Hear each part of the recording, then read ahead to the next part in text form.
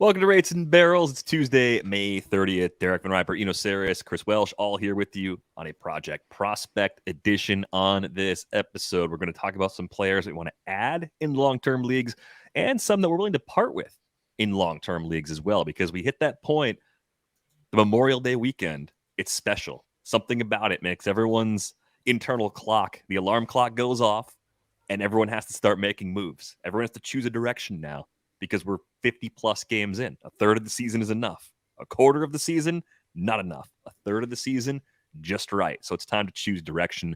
Lots of news to get to on this episode as well. Maybe even a mailbag question or two. It looks like you survived your trip to the Wisconsin Dells. Like you're still in one piece. It does look like you may have gone hunting. Is that a camouflage? I was about to say, you do there? look like you're about to go get some elk or something. No, it's some weird dragon. Like a dragon that I've had for. It's a dragon. Okay, I thought it was a camo hat. Yeah, it looks kind of like camo. Yeah, it was fun. It was crazy. This place, I feel like I can't believe it exists because it's like 3 or 4 bars and restaurants and inside a hotel with a water park. And so I'm like, I couldn't help but look around and be like, the liabilities here must be through the roof. Is this similar? It's so weird that you're doing this. In 2 days, I'm going to Great Wolf Lodge. Is That's this where like I was. Great... Oh, that's where I'm going. There's a I'm whole going, bunch of I'm going to the Phoenix one here because I was about to say it's very interesting, the whole drinking in the water park, because I'm about to go to a place that's exactly like that. Okay, yeah, so I will be there on Thursday. The kids loved it. They had a great time. It was a bit of a money suck. They've designed everything to be like The wristband. Yeah, the wristband, and so you're just like, just put it on the car, like just put another shrimp on the Barbie, and then like they have all these like these activities for the kids. The kids like, well, I want to do the mind maze, Dad. I want to do the mind maze, and like more of it should be included, I think, because you're like, oh, $50 for the mind maze. How long is this gonna take? And then you're like, oh, 15 minutes later, you're outside again. You're like, no, $50. So don't do the mind maze, I would say. I do think that at some point they're going to implement that into baseball, where they're going to be like, all right, you can't bring your credit card in. We're just going to attach your credit card to this little wristband, and everyone's going to be like, oh, hot dogs for everybody and beer for everybody. And that it's a really good psychological trick, but you got to like trick back. Yeah, you don't have to actually take your wallet out. So you're just like, I know. To the car. Like, oh, yeah, well, it wasn't enough. It wasn't enough to take the cash and make that a piece of plastic. Now we got to make the piece of plastic in your back pocket a piece of plastic on your wrist. Yeah.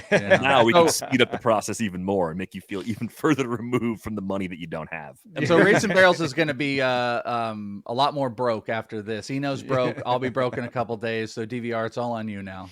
I'm moving across the country in 6 weeks, so I'm had a baby, pretty much broke, so you're too. broke too. Yeah, you have a baby. Send money to at Rates. Yeah, if you want to just Venmo me money to help with my move, I probably wouldn't turn it down right now. So that's where we're at right now. But let's dig in. Royce Lewis is back. Made an impact his first game back as well. He had a home run. We talked about the Twins a few weeks ago on this show. Kyle Farmer was sort of keeping the seat warm for Royce Lewis, and it seems like as long as the health holds up, the Twins are going to push Royce Lewis's playing time, if not to an everyday role, to something very close to it. It's been a very long road for Royce Lewis. Before the multiple ACL injuries, he had finally started to put all the pieces together in the upper levels of the minor leagues. So, Welsh, I'll start with you. Like, what do we think Royce Lewis is going to become as a big league player? Where is he right now in terms of his redraft value, and what do you still see for him in terms of keeper and dynasty ceiling? So from like a redraft perspective, I think he lives in this world of like Anthony Volpe, Mace, Matt McLain. I think like he exists with those guys. And so wherever you value them in redraft, that's the type of spot that he is. I'm really intrigued with how the team is approaching him. And I said this on the show yesterday. It's funny because I think he might be a really actually good buy opportunity right now, because I think he gets clumped in because those Twins have just been turning out prospects. And also like Jose Miranda didn't work. So you got all these guys that are kind of seen as turnstile-y, but Kirilloff didn't get that. Like Kirilloff just came and boom, right into it. And Royce Lewis is not Edouard Julien. And, he is not Trevor Larnach, and he's not Jose Miranda. They brought him in, threw him at third, and threw him hitting 5 the day he was eligible off of the 60 day. He had a great run in the minors, 4 homers, 2 stolen bases, hit 333. And I think they are full go with him. The nice thing is he's also flexible across where he can play. This third base thing actually happened a couple years back when I talked to him in the Arizona Fall League. He had said, they invited him to go, but they said, you can't play shortstop. They got their shortstops. It was Geraldo Perdomo and Vidal Brujan at the time. And it was his decision, at least he told me, it was his decision to go and play other spots. They didn't ask him. And then it just so happened that he then started playing every other position after that, because I think the Twins saw the versatility. So he can play short, obviously. Correa gets hurt. He looks good at third. He can play second. He's played center field. And if you can play center field, you can play the other outfield spots. That type of versatility this team doesn't have. These other rookies, it's one spot. Edouard Julien, bad defense at second. They haven't tried anything else. So Royce has got the bat. Royce has got the versatility. So I think that even maybe gives him an advantage to live with Volpe and McLain as far as fantasy value goes. And if we're being frank, I would prefer Royce's fantasy value over McLain, even though how good McLain's been. And then in a long-term perspective, I think Royce should be seen, if you want to rank it against prospects, he should be seen in the top 10 or 15 overall prospects. I think there's a little bit of worry you have to carry because of multiple injuries. The guy has barely played since 2019. So this injury thing could follow him and everything could fall apart. So that, I think from a pure talent perspective, he could be top 5, but you got to base it back down. So top 10 or 15 prospect, probably hovering right around top 100 dynasty in that space. And as he gets playing more, doesn't get hurt, and the team does vibe with him and let him maybe be the future third baseman, his value is only going to increase because he is a total 5-tool player. I love Royce Lewis. Yeah, it's so interesting when you've got these multiple injuries by 23. Some of the research out of football suggests that once you have an ACL injury, you don't return necessarily all the way to your previous self. But we also know that things like labrum surgery on pitchers, if you have it way earlier, you're more likely to be able to have a career afterwards. Anibal Sanchez and Julio Urias both had labrum surgery and managed to have good careers afterwards. And part of it was because they had it when they were 21 or 22. So, there's something here where it's bad that he had the ACL surgeries, but it's good that he had them early, maybe. I do think that I'm going to cap his seasonal stolen base total. I'm going to put his peak at around 10, maybe 15. I just can't believe that somebody with 2 ACL surgeries on his resume is going to be a 20, 30 stolen base guy going forward. So if I cap his stolen bases at around 10, I also think his power is still a bit of an open question mark. Where we have more sample, it was more closer to league average in the minors. So you may have this kind of 250, 20, 10 guy, that is not as much of a needle mover as he was, I think, before the surgeries. I think you have to throw that into your mix when you're analyzing him. Yeah. So, and then does that affect his ability to play short? Like, would he, if Correa has to move off short, would Royce Lewis be their first choice at short is kind of a big question. I think it would. Yeah. I think it would. I think he was playing there. I think that's kind of the advantage. The strikeouts have always been a little bit of a worry with me with Royce. He got the big high leg kick, which he doesn't really see sometimes. Yeah, and where did they came from all of a sudden? Like now post injury, he's been striking out a lot. That's the only bad thing that he's done since he's come back. I think it's missed time. You know what I like in it too? Remember we did the same thing with it actually kind of has been a problem, but Josh Young, remember Josh Young? Like it wasn't in his profile. He missed serious time to injury. Timing due to injury rather than physical limitation due to injury. Exactly right. I mean, the guy literally, Royce Lewis, since 2019 has around 50 games played. So, right. The amount of time, think of how the ball is kind of changed and just the game is kind of readjusting. I liken it to what Josh Young went through, and maybe it's going to take a little bit longer, but the stats are there. I think this might be, I'm not sure what this is, but if you were to give me a full season of Royce, I think Royce Lewis is going to be a better fantasy asset than Carlos Correa. Like Carlos Correa is just kind of He's fine. Like average is okay. He never lives up to the homers. Running RBI numbers are all right. He misses a handfuls of games.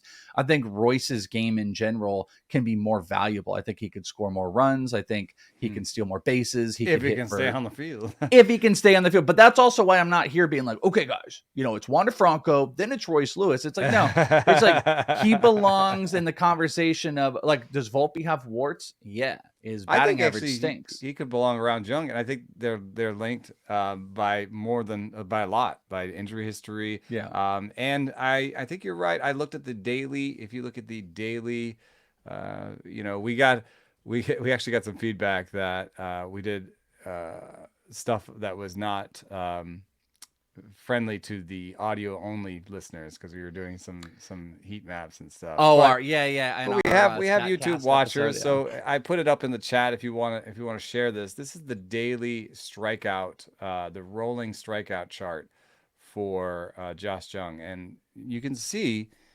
there was a little return to peak, and it was like as bad, but he's back again. Like his true talent strikeout rate might be under 25% or around 25%. Because we don't really have his true talent yet. You know what I mean? So I think we may see something similar with Royce Lewis, where he comes on and he's striking out a lot at first, but he kind of gets back to where he was before. Yeah, I don't know. That graph didn't like generate for me. Maybe it would for DVR, and DVR could share it. But I will point out in that episode. Oh yeah, there it goes. In that episode, I did say let's go watch the YouTube. I did tell people for that episode, go watch the YouTube because we're going to be showing some of that stuff. But yeah, there you go. There's the rolling chart. I mean, we can also describe charts, I guess. I just feel like that's a worse audio experience than saying there's a chart available if you're watching. So the line is up, the line starts to go down, it comes back up a little bit more, and then it goes down again. But in like the last 15 to 20 games, in the last 15 games or so, he's been trending around 25% strikeout rate. Yeah, I think that's really encouraging to see. The other thing I would throw out there with Royce Lewis before we move on, look at how much he was running during his rehab assignment. All right, he played 10 games between AA and AAA. He was 4 for 5 as a base stealer in 10 games. And that was with 4 home runs, four swings that kept him from stealing bases because he hit home runs. So I kind of get the sense that maybe he's more in that my leg feels good and I'm going to play the way I want to play instead of holding back, just based on stealing bases in pretty meaningless rehab games. I guess they're slightly more meaningful coming off that second injury, but I don't know. It doesn't seem like it's bothering him enough to hold him back opportunity-wise. If it's a low average 2020 profile, that plays really well. Interesting that he is in that bucket with Volpe and McLain. I think the big difference for me with Lewis versus McLain, it's easier to see how Royce Lewis clearly fits with the Twins with his versatility. We talked about it when we talked about McLain last week. That's going to become too crowded eventually. It's not a short-term concern, but it's still more of a long-term concern there. So I think that gives Lewis a bit of a bump as well. That's very interesting you brought that up because was it Rosenthal that just did the article? A really interesting article that just posted here on The Athletic. And I've been talking about a couple people with it because it stood out as almost odd to me. And the article was based obviously around Elly, by the way, which you guys should go read. It's a very interesting article because it's talking about Elly is coming. Elly De La Cruz also made a post on his Instagram. It was a picture of him in a Reds uniform, and it was Post Malone's congratulations. So people were kind of extrapolating, that he's coming. But in the article, outside of the Elly portion, was like the Reds have a decision to make with Jonathan India. And I found that odd because do they have, because you're bringing up a good point. Where does Matt McLain sit? But do the Reds really have a thing to deal with Jonathan? Because Jonathan India is described as their team leader. He plays second base. The idea here is Matt McLain plays a much better second base than he does shortstop and would be better fit there. But I couldn't get past this clump of where the Reds are at, in that Jonathan India would be a guy that's truly on the outs. And I don't think that's the case, because you could just be status quo and it's India at second, McLain at short. Elly can play third, which he did every time McLain played short in the minors. And then you can figure it out next year. But does anybody think like India would be on the outs if Elly is to come up? I don't think you would stop playing him. I think the interesting thing with Jonathan India, if you look at his career so far, he's closing in on 1,300 plate appearances. So about 2 full seasons worth of plate appearances at the big league level. And he's got a 111 WRC plus clearly a better than average player, but he's already 26. He went to college, had some injuries in the minors, lost the 2020 minor league season like everybody else did. I don't think he blocks your current crop of prospects if you think those guys are actually better. Elly Cruz fits on this roster with Jonathan India and with Matt McLain. They can make the pieces fit. I'm not worried about that. I think the bigger threats to McLain and to India, I guess if there are threats to India, are the guys that have not been promoted yet. And they're a little further away. So they have some time to work this out. I think Jonathan India is more like the kind of player that maybe the Reds would trade this summer. Kind of getting out in front of it, saying, hey, there's a team that actually wants an upgrade. I think that's what the piece was suggesting, is that they might do that. He's about to head into his arbitration years and become more expensive. But if I was running the Reds and I had at least 2 or 3 starting pitchers that I was excited about, and this infield that is seems to be pretty killer, I think I would just play Steer at first and in the corner outfield as an idea that Steer would eventually take over first base from Joey Votto. And then that pretty much solves everything, right? You got Matt McLain and Elly Cruz on the left. You got India and Steer on the right, and that's your future. Right? Yeah. And Christian Encarnacion Strand is your DH, which is in a great spot. Or maybe he could play. Maybe he can play just a good enough outfield to not be DH. And then if it does get down to Noelvi Marte like pushing on the door, then maybe that's when you trade India. Or you try Noelvi Marte in the outfield. Like, corner outfield is a place where any of these guys can go eventually. Yeah, I guess my whole point was like I didn't feel like India played any role in what the Reds need to do with any of these players. Like, I don't think the Reds have I don't see the path, but I'm not talking to people where India is disposable at this point or blocks all these players. There's so many other players we've talked at nauseum, like Henry Ramos and Stuart Fairchild, like even Nick Senzel, like those guys aren't the true reason why you would push any of these guys back. But of all of them, Jonathan India, I think, is one you don't even think about in all of it. And all of these players are going to be coming soon. And I just thought that was that was an interesting space of where they're at. But they also could move Jonathan India in whatever trade purge they decide to do in the coming months. Yeah, like Nick Senzel should not be blocking anybody. He has been better this year, but he probably won't be a league average player. Yeah, I agree. That's a good way to look at it. The other thing on India that stands out is just looking at the career splits. He's a 260, 352, 406 slash line player outside of Cincinnati. It's a 449 slug in Great American Ballpark, only 406 on the road. So some questions about the power. He controls the zone well. He's a good player. I just don't think it's a big deal. Like, what happens to Jonathan India long term? I'm not that worried about it. He's good enough to play. He's better than all those guys you mentioned, but he's not someone that's keeping you from doing something else with players that you like better when that time comes. Too close to Colton Wong to get too excited about. And then Colton Wong had the like really impressive defense on top of all that. Would you rather Royce Lewis right now or cut him to get Elly, knowing we don't know what we know? You know what I'm saying? Like you don't know when Elly's coming up. Could happen tomorrow, but Elly's there to pick up, but you have to eat it until he's there. Would you rather bet on Elly for whenever or bet on Royce right now? I think I bet on Elly Cruz as opposed to Royce Lewis if I'm trying to just max out my ceiling for right now. I would too. Any different? I hate to be a basic biatch. I mean, it's just so you're just so excited about the fancy new bomb, but Royce Lewis is playing in the big leagues, and whatever Elly's whatever Elly's posting on, it doesn't mean that he's actually up. And and even though he's really improved his strikeout rate, it's still 27%.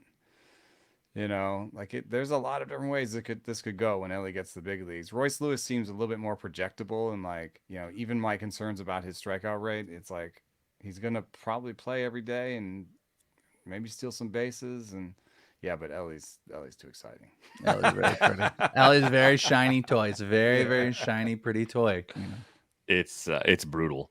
Let's move on to the Dodgers, where Bobby Miller has created separation from Gavin Stone to the point that Gavin Stone was actually just optioned to AAA as of Tuesday morning. So that ongoing battle is over at this point. Bobby Miller does look really good as expected, so all of this checks out.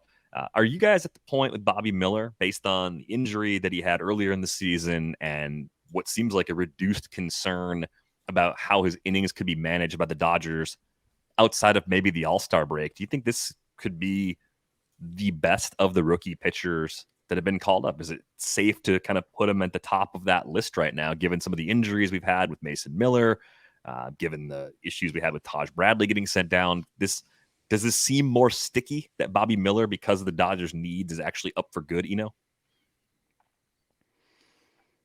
Yeah, I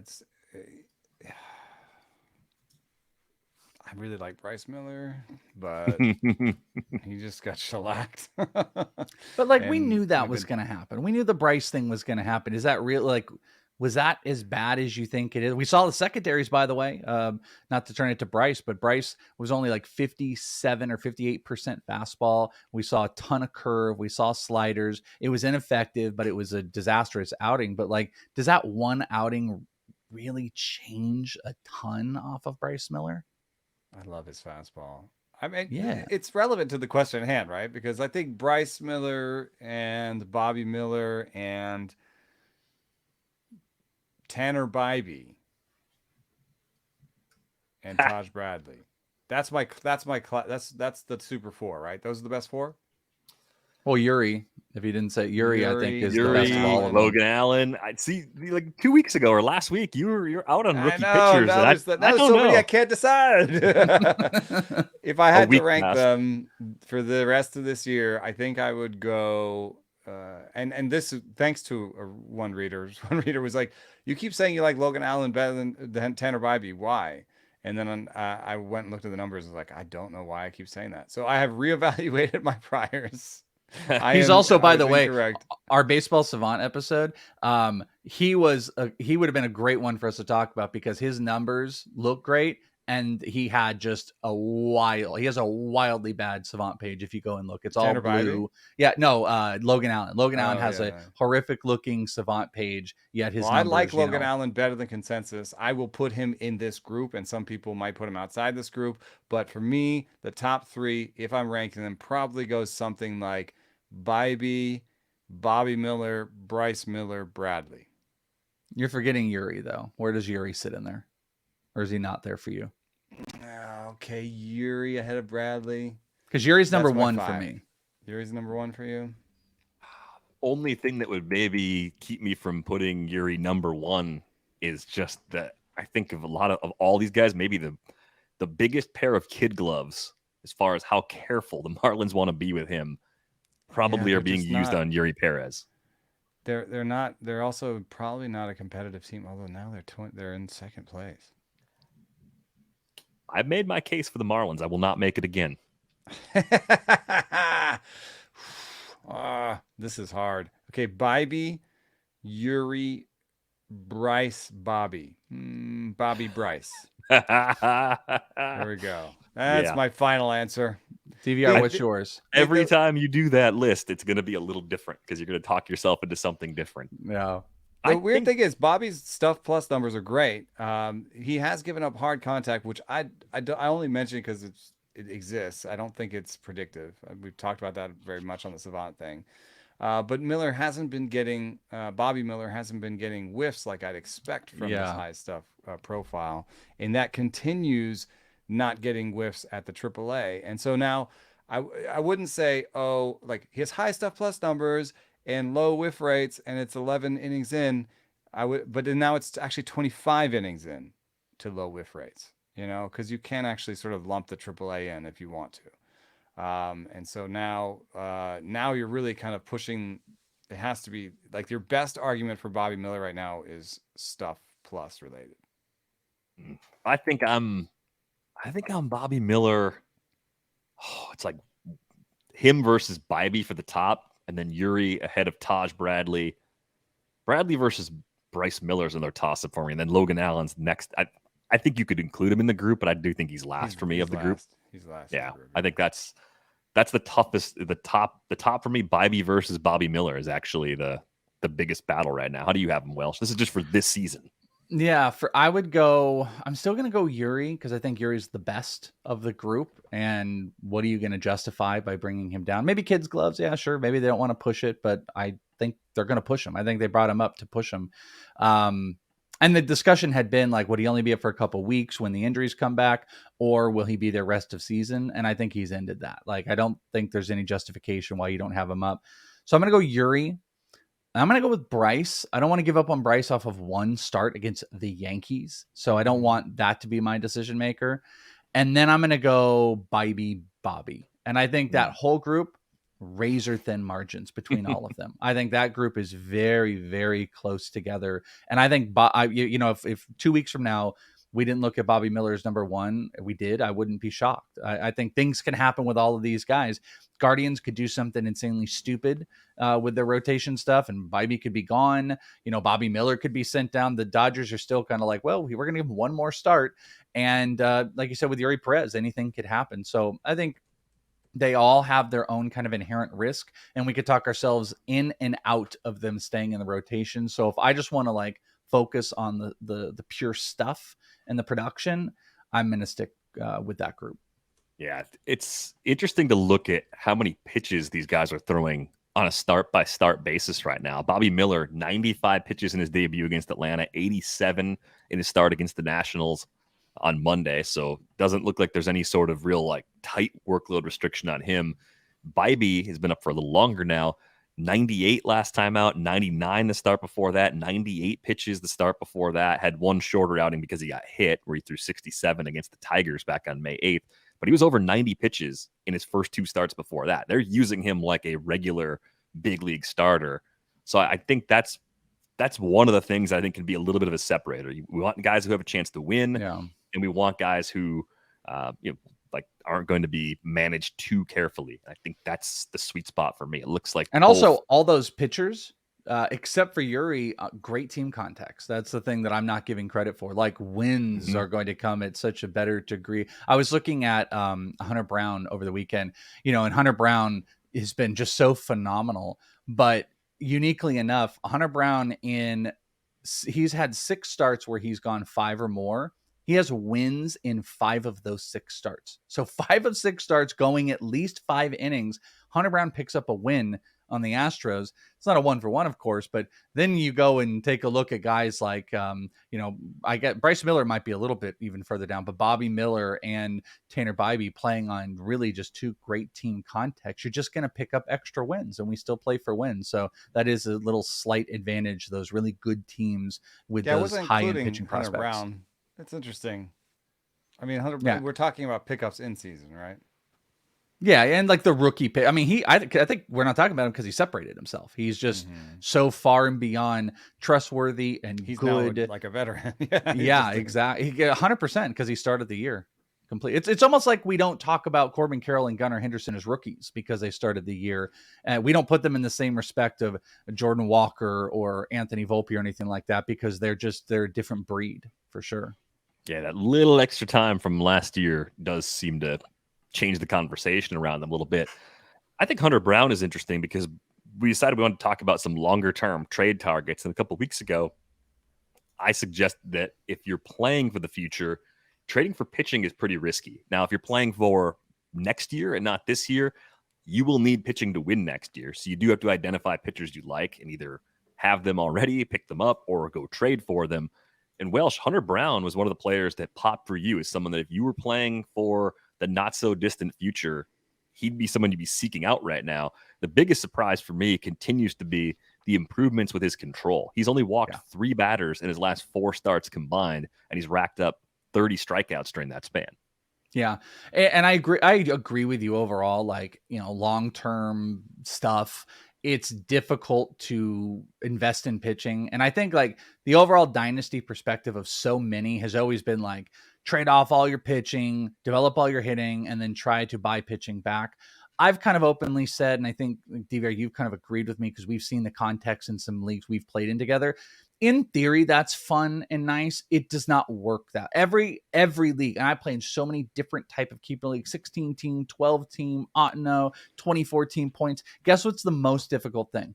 Buying pitching at all times. So this theory that like you can just buy pitching after you've done your rebuild and it'll be super easy, it's not, because as long as it took you to rebuild, it might take that long to acquire the right pitching to make it work. So I don't think it should be completely discounted. I don't think everybody in Dynasty should just sell off all their pitchers and never try to acquire. The problem is people that want to kind of take advantage of you in trades, they tend in Dynasty ones, they want to like have things focused on pitching, and you don't want hardcore pitching focused prospect trades, but there are guys that you can make the push on. And Hunter Brown, I really do think is one of those. I mean, he has been every bit the part. He's been better in May than he has on the entire season. He's been up in Aaron Sierra. His strikeout rate's been up there. K- walk percentage. He's walking less. He's cut his walk percentage into the 7s off of the 8s last year. His K percentage has gone up. And like I told you, he's also, as he's going deeper into games, he's locking down wins left and right. He legit is going to win the AL Rookie of the Year. And I never really gave him consideration as far as like a rookie pitcher. He's going to win that award. Yoshida, no. Volpe, it's not going to happen unless he hits 280, 290 through the rest of the year. So, I mean, he's going to win this award. And this is a guy that, and the whole crux of it is, I think you could have people, like, why would a winning now team want to sell a guy like him? Well, he's a rookie.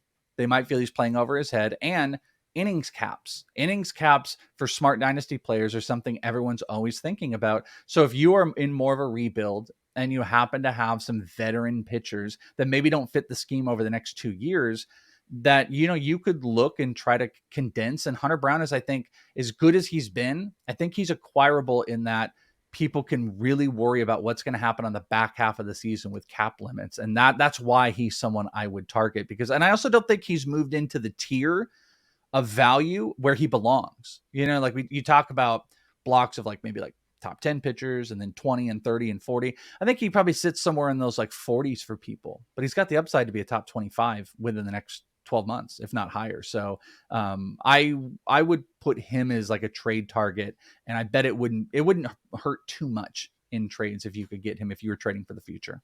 Yeah, I think you might be right about that. I was just looking at the NFBC's running some second chance leagues. They've got 3 that drafted already that have an ADP report from May. Interesting. And Hunter Brown is the 53rd pitcher being taken. That includes closers, so probably somewhere in the 35 to 40 range among starters. I'm surprised, though, to see Sonny Gray, Tristan McKenzie slightly ahead.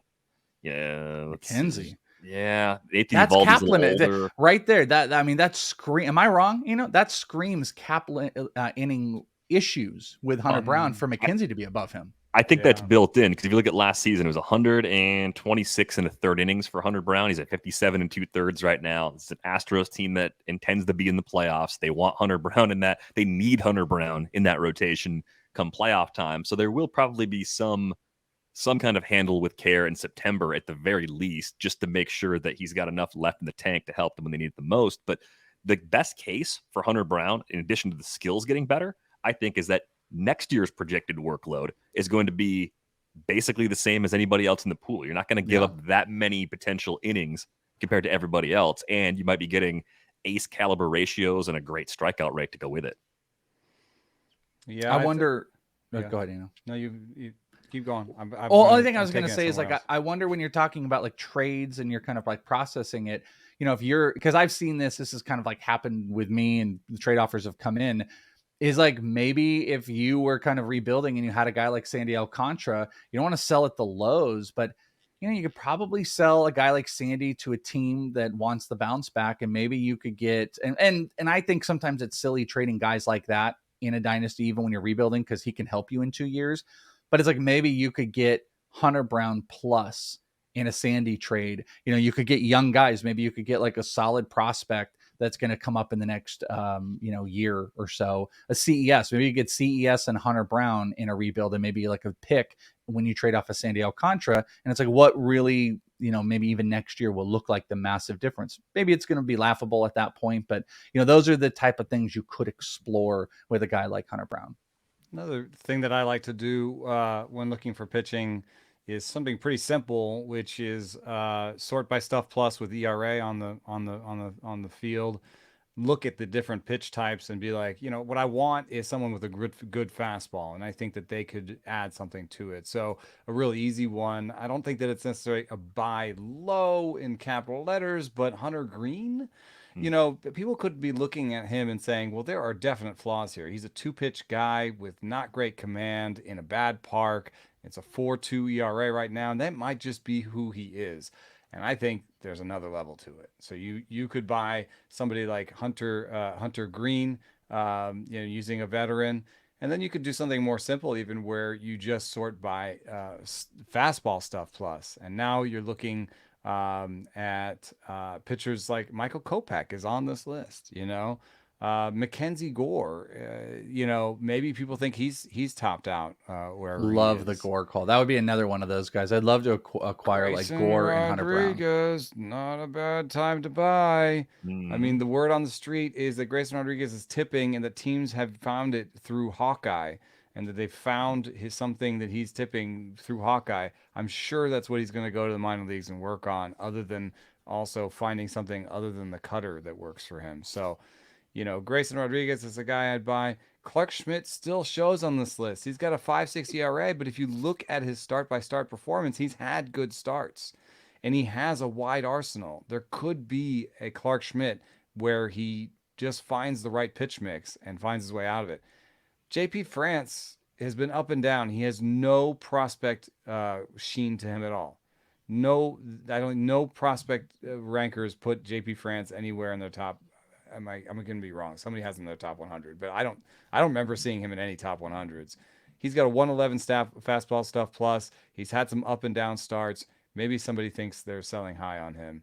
That's a guy I'd buy. Yeah, I mean, JP France is pretty interesting in long-term leagues because the lack of pedigree, the fact that he's already 28 years old, you're not going to give up a lot to get him if you're trading for him. There's a chance the team that picked him up has enough pitching already or isn't playing for this year and doesn't view him as an essential long-term piece. They might be happy to get something they like better, someone who's younger, someone who hasn't debuted in the big leagues yet. There could be a lot of ways to make a deal for a player like that. And it looks like a solid arsenal, and there's a clear need. And we've seen this is a Houston team that doesn't really go out and spend money on starting pitching. They don't go out and get mediocre starting pitching to fill in spots. They trust their internal options. So France looks like he's at least the guy for the foreseeable future to hold a spot in the back of the rotation, but there's a decent chance that he's a starter for them to begin next year based on what he's doing right now. Especially after Lance McCullers got shut down, like again, had another setback. Did he? Yeah, another setback over the weekend. Rough. So, you know, I agree with that one. Those are the fun ones. I mean, there's so many different scopes of the type of players that you can buy into from the future, from the high to the lows, and you had some really good names in there. You know, are there some guys who Lodolo maybe belongs on there? I don't know. Like Lodolo is 100% one of those for me, but like I have a hard time with the Reds guys because the team context has been bad. The park factors are horrible. Yeah. I think Lodolo clearly, outside of even the injury that we saw, was struggling throughout the year. The curveball never got right. It was such a dominant pitch, but he also, if you go and look through like expected stats, he's like wild. He's like in the top 3 of everything, of like differentials, like batting average given up to actual expected batting average in his favor. Every one of those down the road just keep going in favor of him. You write the curveball. I think he's a phenomenal buy right now, but I think him, Hunter Green, they both have a ton of inherent risk. Just the good thing is like, I think Lodolo is at the absolute lowest ever. So I would take the risk even if he blows up, because I bet you the cost is so much different than like what Hunter Green is, but we know what those other worries are. I've been trying to trade Justin Verlander because I'm, you know, in Devil's Rejects, I'm like, you know, 6th or something. And I don't know that we're going to end up in the top 2. And we want to stay, we want to stay. We're not like we don't like to fully rebuild, me and James Anderson. And so we've been trying to like get a shortstop, right? And we tried to get Zach Neto, you know, and that's on my name. I'm zooming ahead on the rundown here a little bit, but that's a name for me because I did a leaderboard of, you know, guys under 25 with under 23% strikeout rate with good barrel rates, and Neto's on that list. He has really good chase rates too.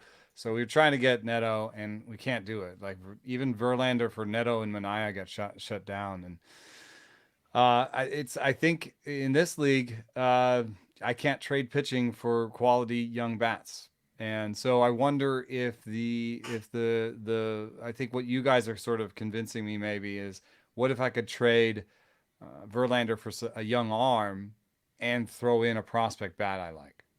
That's not one that's in the major leagues, but like that CES idea. It's like, give me a young pitcher that I like better than you like. Maybe I'm buying a rebound here, and I'm giving you Justin friggin' Verlander, and I want an actual good hitting prospect I like, because selling pitching in this league has been difficult. Way back when I sold Carlos Carrasco for Ozzie Albies, and felt really good ruined about it. it. Oh, that's why it's so tough, because you ruined it. Broke it for yourself. Yeah. I think I may have gotten Cody Bellinger in that deal too. Oh, come on. Well, yeah, no wonder. They see you trying to trade. They're like, no, we're not doing that with Eno anymore. How much do you think, if you're trying to make a deal, and there are long-term guys, Neto's a good long-term target. It's exactly what you're looking for. He hasn't gone off at the big league level yet. He's playing a great shortstop, though. Clearly, it's his job for the next several years. Really nowhere to go but up. Underlying numbers look good. He makes all the sense in the world as a trade target. Getting a bundle of players, getting 2 or 3 players back for the one player you're giving away, I always like getting those extras back. And I think those extras matter, because I think you can really try and dig in the corners of everybody's roster, find players who are not currently helping a contending team, and try to get them on your roster, because you have the benefit of time. This starting Neto, dude, I thought I was doing this. Yeah, no, that's how you identify those players. It's the easiest way to do it. If players just sitting on someone's bench and they're playing for now, they're much more likely to be willing to part with that player than if they've got Neto plugged in as their middle infielder and they've got that long view on top of that short-term view. They might have the same view of his skills that you do. Oh, yeah, he's going to be fine. His second half might be better than his first half, and that could happen. But those are the types of players you want. I think the easiest pitching to trade for, Hunter Brown might be still pretty hard to trade for in a long-term league, unless you're trading from the top of your roster to get him and getting him back as part of a 2 or 3 player package. It's Brandon Pfaadt, it's Gavin Stone, to some degree Grayson Rodriguez, but Grayson Rodriguez looks very fixable. Not Stone for Eno. Right. It's the guys that have bloated ratios, the guys that just didn't look good in their first attempt at the big leagues, because there's that little bit of doubt. If you have those players in your roster, you can be convinced with a good offer that you don't need to wait it out with those guys and wait for their next opportunity and hope that they can correct their problems quickly. With Gavin Stone, maybe it's more complicated. Maybe it's more of a 2024 thing. With Pfaadt, I still think there's a good chance we're going to see him delivering quality innings for the Diamondbacks in the second half of the season. Yeah, I think they're going to tinker. I think they're going to tinker with him. The command was obviously a big issue, and I don't know where it's going to go. If it's going to be an adjustment to maybe more changeup, they've got to tinker around with it a little bit, because he was getting hit too hard. It's interesting. The names are interesting. Another one to maybe throw out there is Andrew Painter. Andrew Painter was seen as the number 1 pitching prospect. He was everything. He was above Grayson. He was above all these guys with his stuff, but he's had this arm injury that's been lingering. He's just started kind of throwing. There's the worry of surgery coming, but that's another one of those players that it also depends on what level you're at of buying. Like I kind of agree with Eno. I never like to do full rebuilds. So full rebuild buying is probably more about players that are a year away. But if you're in full rebuild and you commit to let's say 2 years, Andrew Painter is the perfect guy to go acquire, especially if a winning team has him, because even if he has, who cares if he has surgery? If he has surgery, outside of maybe you're worrying he's not who he was before when he comes back. But if you assume, in how we've seen so many players come back, that would be another one of those players that you would want to go out and target, and probably is seen more in the price of the Grayson, Rodriguez, Brandon Pfaadt right now than he would be trying to acquire. Obviously, Hunter Brown or Yuri, I think would be untradeable. You wouldn't even be able to go acquire right now. Yeah, I think it's a good point. I think the timing with the injured players. So if you're playing for next season, Oneil Cruz is a good target right now. It's my number 1. Yeah, that would be the number 1 player I put on the list. If I'm trying to go out right now, you just cross your fingers that the person that has Oneil Cruz is winning. because if it's an out team, you can't do anything about it. Oneil Cruz would be 100% someone I would be attempting to go and get, and just hope that team is trying to win. He's just starting to ramp up. He's starting to get a little bit of activity going. If he comes, I don't even care. Like it's not about him even coming back in August. It's like he's gonna still cost a ton, but it goes from no way was he acquirable, especially with how he started off the year, to now, you could get something done. You might have to move a couple pieces, maybe something that hurts.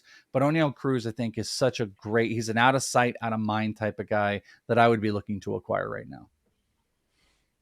Yeah, I think that's a great one. I'm trying to get, pricing that's, it's a little bit easier even than Cruz. We've been saying on this cast about all these deals that we wouldn't do for Cruz.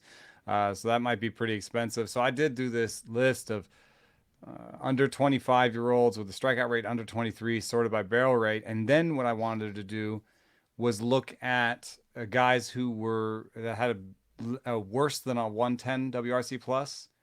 So a little bit of buy low action too, right? Like, so I'm not going to buy, Josh Lowe right now at a 163 WRC plus, even though he's fourth on this list by barrel rate. And I do think he's very exciting. If you do think you can fashion a buy high that isn't insane, then go for it. But I'm looking for a little bit of buy low sprinkled in. And if you do that, the names that jump off this list are Zach Neto, Miguel Vargas, Gilbert Ruiz, and Bobby Witt Jr. As all guys, and Brett Beatty. So I like all these guys, and I wouldn't get too fixated on any one of them. If those 5 guys are available in your league, like maybe just fire off 5 trade offers that are at a place that you like, that don't give up too much, and then find out, tomorrow which one you got, because I like all of them. Miguel Vargas, plays second base, power, speed, a really good eye, already above average with the bat. I think they're going to keep trying him there. He's not going to run out of time there. Zach Neto, same thing. He's got that deal. Gilbert Ruiz is definitely going to be the catcher forever there, and he's not striking out, and there's 7% barrel rate there. He could hit for power. And Brett Beatty looks like the future at third base in New York City, and he just needs to lift it a little bit, tiny bit more. But even if he just kept doing what he's doing right now, I think he'd be like a 280 hitter with 20 homers and a tons of runs and RBI. Bobby Witt, though, I think is the one you'd be aggressive on. I agree with the majority of that list. I like Beatty. I really like Miguel Vargas. Do the Bobby Witt trade offer first if you. I would. Him. That one, I think people are having a hard time like wrapping their heads around, and I think there's a lot of underlying stuff that play in favor of Bobby Witt. He's hitting it hard. Julio's starting to turn it around. I don't think Bobby has quite done that to that level, and that's why I think I mentioned like last week I did that one. I did a poll of like rest of season, who did you want, Trey Turner or Bobby Witt Jr. And, it seemed fun, but people were like, I'm still good with Trey Turner. But it's like, long-term, Bobby Witt's already closer and closer. It's getting closer and closer. And I still think he's in a really good spot where this is kind of like what I said with Oneil Cruz. I think Bobby Witt's more acquirable. It doesn't mean it's easy. And it doesn't mean you can rattle off, Gleyber Torres. You'd be like, I'll give you Gleyber Torres and, whatever, Miguel Castro. Those guys are good, right? You're not going to do that. But like, just people listen, I think, a little bit more. People might be worried, sophomore slump, maybe he doesn't have the batting average. Bad OBP. He doesn't belong. People talk about the bad OBP a lot. And yeah, so I like that one. That one would be more aggressive. I don't think it's a fact that's written in stone for the rest of his career that he's going to have a sub 300 OBP. I also think it's interesting if you look at rest of season projections, you could get more grounded in something like that. Trey versus Bobby Witt Jr. for the rest of the season, they're less than a little over $2 apart in auction calculator for a 15-team league using the Bat X for the rest of this season. $2 is not a lot for the rest of the season. That is more of a toss-up than people would think. It's not an obvious go with the track record situation. And in the dynasty context, it would be totally worth it. Send him Trey Turner and get Bobby Witt Jr. Right. Yep. You want to get younger at that position, of course. And Turner, I've wondered for a long time, how well will Trey Turner's speed age? Well, right. He's still 99th percentile. Right. He's going to turn 30 at the end of June.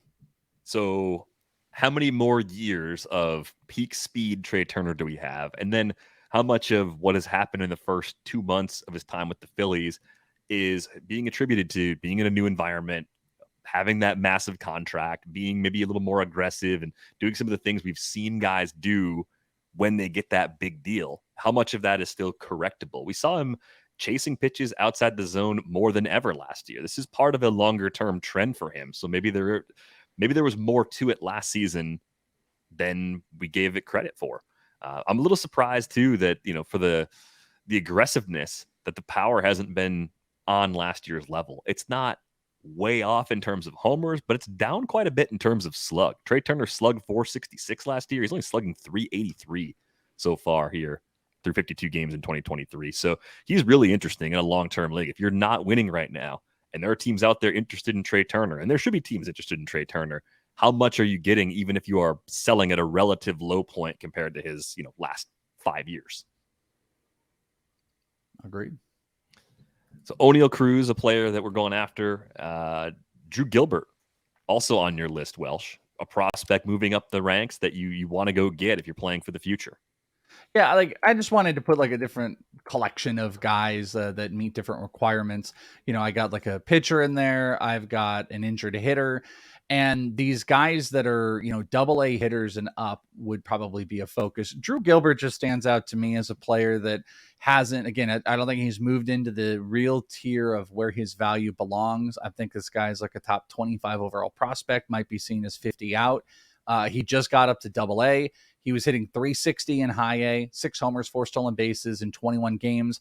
Got a promotion. He's hitting 315 in AA right now, 2 more stolen bases. So he's up to 7 homers, 6 stolen bases in just under 40 games this year. Strikeout rate has lowered at AA.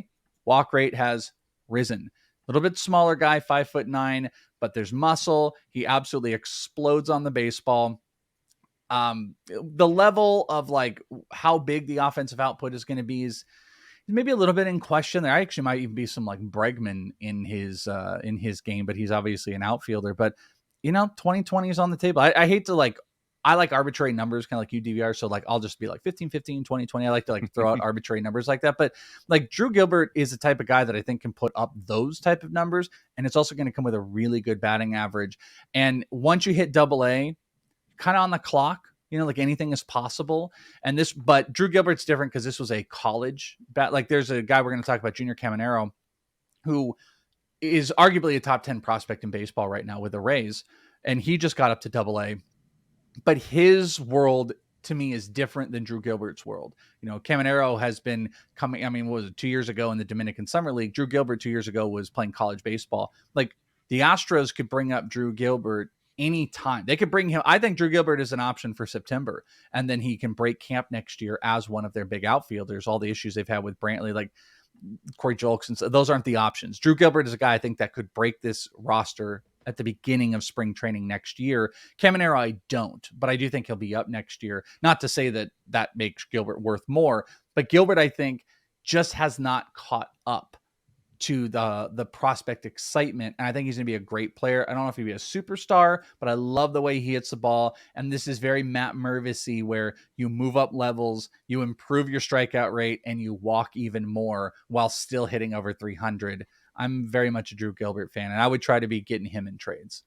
It's just funny. It's a strange time of year because this is when a lot of players get bumped up a level. Caminero got bumped up to AA. Marcelo Mayer, I think, has been bumped up to AA. James Wood was bumped up to AA.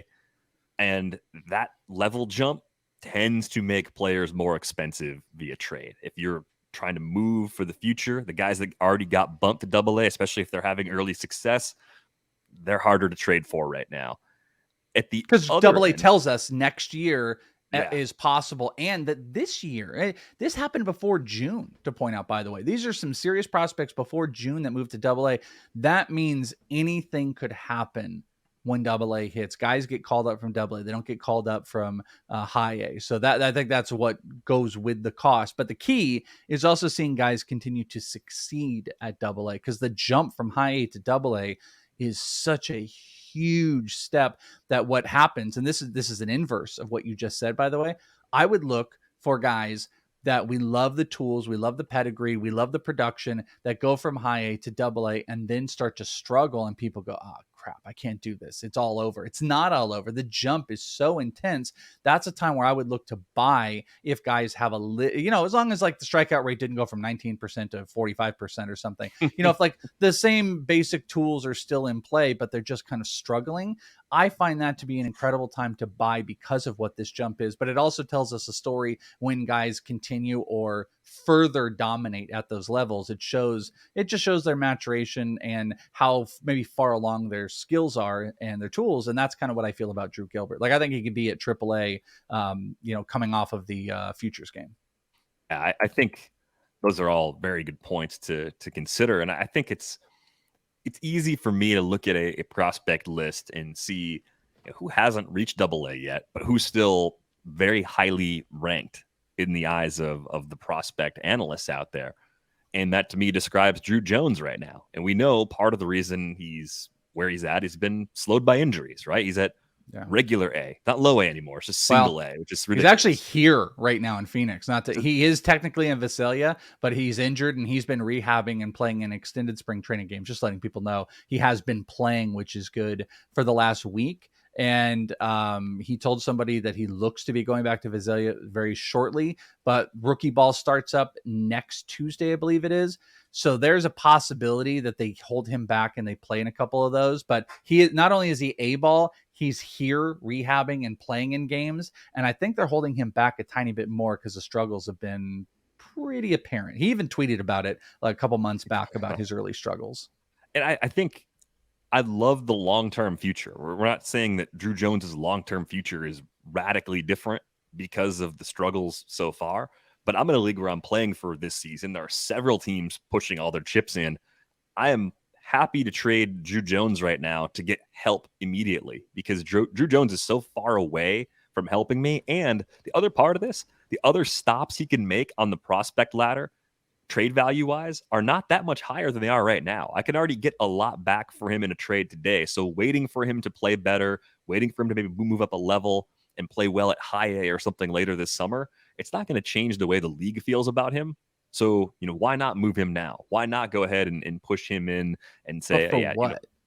But how do you? I think he's so tough to trade because the potential is so sky high, but no one's going to want to pay premium. I feel like those trades are like, you got to give away Drew Jones to get Jordan Romano and like, a mid pitcher. I can't even think of the guy like Garrett Whitlock, or something like that. I feel like that's what people want to do. Or here's James Paxton and Jordan Romano. Give me Drew Jones. And those are ones I can't do. I couldn't, even if I'm winning, I can't do that.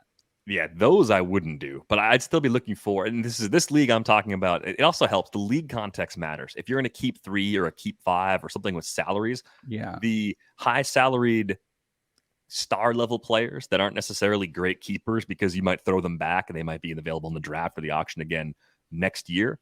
Those players don't carry a ton of trade value. And if you have them and you're not winning this year, you want someone who's going to make an impact in the long run back in the return. So it's kind of a win-win scenario in those leagues.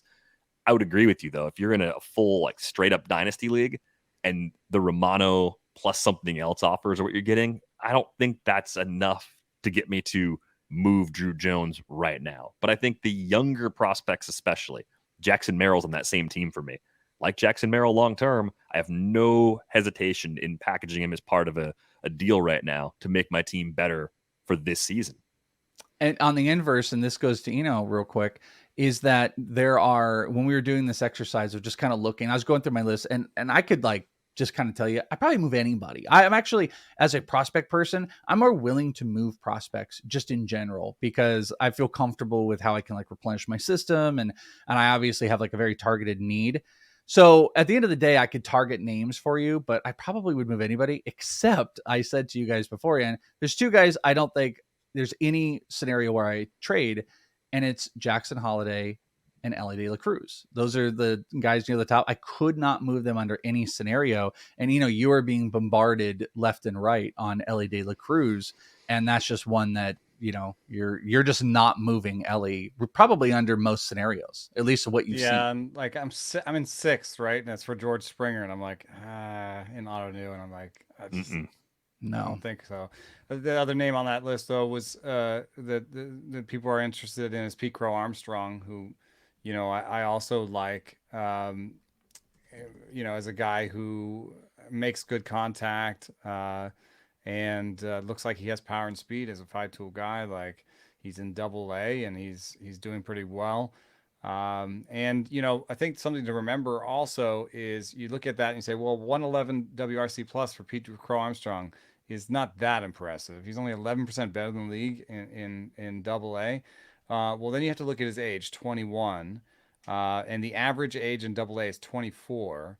And this guy that I like, Nathan Stoltz, he did some research that suggests that every year of age that you're off of the average is worth 25 points of WRC plus.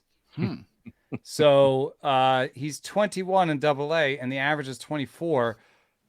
Like that's almost like having a 180 WRC plus at 24 years old. So, this was an interesting piece that I can send the URL to DVR to put in the show notes, but I don't think I've seen agent level quantified that much. And I would say that before I read this piece, I thought agent level was not worth as much as this piece suggested. 25 points of WRC plus per year is a big, big deal. And so I would take these ages and sort of learn them by heart. Here are the ages. Low A, 21.5. High A, 23. Double-A, 24.4. And then Triple-A doesn't matter as much, it's a different league, but 27. So if you remember those ages, if you're looking at players, I was just looking through some high A guys, being like, if I want to shop in the high A bin, I just want to pick the guy up. I want to pick up the next Junior Caminero. I don't want to trade for Junior Caminero. I want to pick up the next one. So I was trying to look through WRC plus, look at ages, and a guy named Blaze Jordan kind of jumps off the list. Another thing that I like about Blaze Jordan is he's in the Boston Red Sox organization, and they're going heavy into weighted bats this year. So David Hamilton is another name that's closer to the big leagues that has gained a lot from using weighted bats this year. Nick York is another name in that organization that's gained power this year off of a weighted bat program. So, those I would want to buy in places where people have made their decisions on Nick York. I would for the most part, people have labeled him a bust. David Hamilton is a no-name. Blaze Jordan is a no-name. Pick these guys up, put them on your roster, stash them. Don't trade for them. Nick York had a pretty good AFL. He was a doubles machine. He just wasn't able to tap into any of the power. So I think that's interesting. I would also love the inverse work done from that article of players that are because I'm very, very focused on age to level, but players that are aged out to a level, and if we would take off WRC plus, because people lose their mind about a 22 or 22 and a half year old or 23-year-old dominating at low A, and it's like, well, that's 2 years above age level, so we shouldn't even. I guess what you could do is if their WRC plus was 180, just subtract the 50 from it if you want to get like. But I feel like there's even more of math in there because it's like, but I guess that it always works at the end. If a guy's only 100, or 105 WRC plus at 23 at A ball, that's really more like, insanely below average at like a 50 or something like that. So maybe you could take that same thing and apply it to players that are. He means tested it where he looked at actual players and it seemed to actually work out the different stuff that he came up with. So,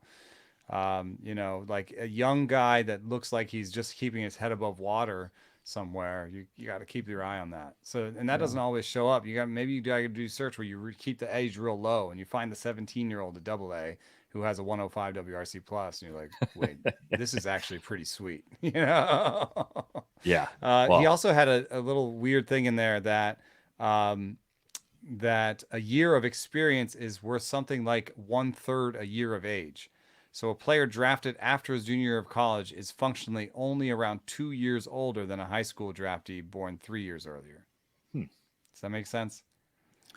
So it almost clicked and made sense, and then I got lost right at the end. So repeat that one more time. Drafted after a junior year of college is functionally only around 2 years older than a high school draftee born 3 years earlier.